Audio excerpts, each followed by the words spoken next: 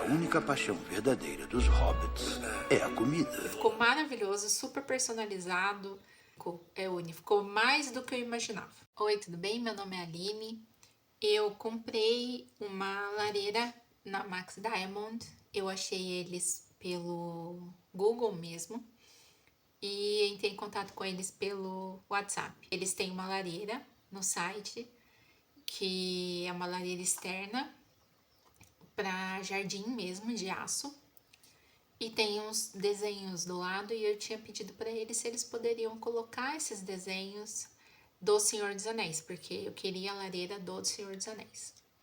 E eles montaram um projeto para mim, ficou maravilhoso. E eu aprovei, e depois que eu já tinha aprovado o projeto, eu perguntei se tinha como colocar uma grelha em cima da lareira. Eles falaram que iam pensar, fizeram outro projeto, tudo personalizado, gente. Foi incrível. Eu nunca tinha comprado nada com eles. Eles me atenderam de forma excepcional. E aí eles fizeram o projeto da grelha. Eu aprovei e chegou. Então eu vou abrir para vocês. Vem tudo muito bem embalado. Eu tinha pedido para eles uma tábua com a logo da chácara. Eles colocaram também. E mandaram um presentinho. Ficou a coisa mais linda. Vou mostrar aqui a grelha para vocês, olha. Coloquei aqui em cima desse móvel só para vocês terem uma ideia, mas olha, vem os pés, né? Aí aqui o mesmo desenho que eles mandaram presente para mim.